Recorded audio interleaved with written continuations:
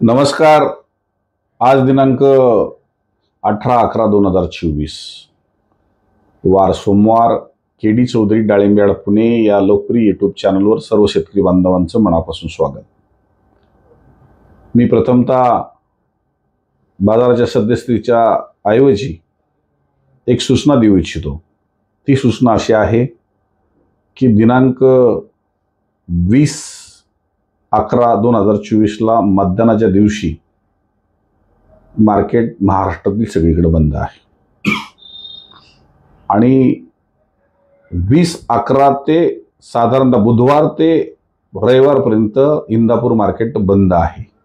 कारण आपल्याकडं माझ्या मुलीचं लग्न असल्यामुळं मी काही सूचना यासाठीच देऊ इच्छितो की इंदापूर मार्केट आपण बुधवारपासून ते रविवारपर्यंत बंद ठेवलेलं आहे, सोमवारी चालू आहे. नाशिक मार्केट 20 तारखेला बंद आहे, 21 ला पुन्हा चालू आहे आणि त्यानंतर 22 आणि 23 या दोन्ही दिवशी बंद आहे. 21 तारीख फक्त चालू आहे गुरुवारी. पुणे मार्केट 20 तारखेला मतदानाच्या दिवशी बंद आहे, 21 ला पुन्हा चालू आहे. परंतु लग्नाच्या दिवशी 22 तारखेला बंद आहे आणि 23 तारखेला नियमित सुट्टी आहे आणि नंतर रेग्युलर मार्केट रविवारपासून चालू आहे. ह्या सूचना देताना मी आग्रहपूर्वक निमंत्रणही देतो की आपल्याला टेक्स्ट मेसेजद्वारे सर्वांना निमंत्रण प्राप्त झालेलंच आहे किंवा ज्यांना झालं नसेल तर त्यांनी हेच निमंत्रण समजून आपण तळेगाव दाभाडे, तालुका मावळ, जिल्हा पुणे या ठिकाणी माझी कन्या श्रुतिका आणि श्री गणेशराव खांडगे यांचे द्वितीय चिरंजीव सत्यम, राहणार तळेगाव दाभाडे, तालुका मावळ, जिल्हा पुणे यांचा शुभविवाह ॲडव्होकेट पु.वा. परांजपे विद्या मंदिर या ठिकाणी सायंकाळी 6:30 वाजता आहे.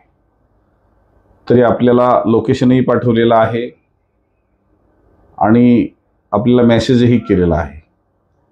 परंतु सर्वांशीच डायरेक्ट माझा संपर्क झाला जरी नसेल तरी हेच निमंत्रण समजून आपण नववधू वरास शुभाशीर्वाद देण्यासाठी नक्की याल ही अपेक्षा व्यक्त करतो आणि आपण उपस्थित राहिल्यानं कार्यक्रमाची शोभाही वाढवाल ही अपेक्षा करतो.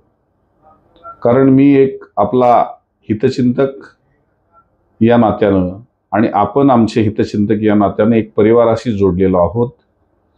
त्यामुळं आपली उपस्थिती प्रार्थनीय आहे आणि सर्व शेतकरी बांधवांना मी सद्यस्थितीच्या बद्दल माहिती देत असताना शेतकरी बांधवांना सांगू इच्छितो, जाग्यावरती खूप मंदी झाली. ही जरी परिस्थिती असेल तरी जो मंदीमध्ये माल मागितला जातोय तो माल अगदी काचच्या तुकड्यासारखा, म्हणजेच अगदी चांगल्या क्वालिटीचा माल 55, 60 किंवा 70 रुपयापर्यंत मागितला जातोय. असेही बरेचसे फोन प्राप्त आहेत. परंतु मी जे अनुभवलं की ज्या शेतकऱ्यांशी आम्ही चर्चा करतो ज्यांचा 70 रुपये मागितलेल्या मालाला इथं 69, 65 रुपये गोटीपासून स्टार्ट माल होतोय, 70 पासून स्टार्ट होतोय आणि वरती 100, 125 रुपये किलोपर्यंत माल जातोय. आज ॲव्हरेजली जर पाहिलं तर 94 रुपये किलोचा ॲव्हरेज हा पुण्यामध्ये बसला. ज्याची क्वालिटी माल आहे त्या शेतकऱ्यांना मी सांगेल की आपण जाग्यावर माल देण्याच्या अगोदर एकदा पुणे मार्केट, नाशिक मार्केटला यावं आणि आपल्या मालासारखे माल काय भाव चाललेत ते तपासणी करावी. खरं तर मोठ्या मालाला नक्की रेट कमी आहेत, पण मीडियम मालाचे रेट हे चांगले आहेत आणि अगदी जागेवरती गोटीच्या रेटमध्ये जर मोठ्या मालाचाही सौदा होणार असेल तर खूप नुकसानीचा सौदा होऊ शकतो. आणि म्हणून मी सांगितलेलं आहे की बाजार भलेही थोडेसे आपल्याला कमी वाटत असेल तरी पण दिवाळीच्या नंतर थोडे बाजार हे टिकून राहायला एक मदत राजस्थान आणि गुजरातचे माल नसल्या कारणानं झालेत, परंतु काही भागात गुजरातचे माल आता चालू जरी झाले तर त्याची क्वालिटी तशी नाही आहे. आंध्रा आणि कर्नाटकचे माल पण स्पीडने आले आणि आपलाही माल त्याच वेळेस स्पीडने आल्यामुळं थोडीशी नक्कीच मंदी झाली आहे. परंतु ही मंदी जर सावरायची असेल तर जाग्यावरती ज्याचा चांगला माल आहे, अगदी कमी रेटमध्ये आपल्याला मागत असेल तर योग्य की अयोग्य हे तपासण्यासाठी मार्केटमध्ये पुण्यामध्ये यावं आणि आपण योग्य लेवलवर सौदा करतोय की आपण फसतोय हे पाहावं. हेही मी शेतकरी बांधवांना सांगू इच्छितो. कारण मंदी जरी असेल तरी एवढीही मंदी नाहीये जेवढी जागेवरती बांधावरती मंदी आहे. शेतकरी मार्केटला येऊन समाधानी होतोय. हजार हजार किलोमीटरवरून माल येत आहेत. विजापूर, बागलकोट, हुसपेट या साईडनी सुद्धा कर्नाटकमधून माल येत आहेत. अगदी आंध्रामधून माल येत आहेत आणि अशा परिस्थितीत महाराष्ट्रात सुद्धा आता वेगवेगळ्या तालुक्यात चांगले माल असताना ते सुद्धा शेतकरी भयभीत झालेले असताना त्यांना एक दिलासा मिळतोय तो केडी चौधरी डाळिंबयार्ड पुणे या युट्यूब चॅनलमुळे. आज जर आपल्याला सावध नसतर केलं तर माझ्या मते बाजार आज 60-65 रुपयापर्यंत 70 पर्यंत मागतायत, ती लेवल 30-40 रुपयावर येऊन थांबली असती. एवढं आपल्याला भयभीत सगळीकडनं केलं होतं.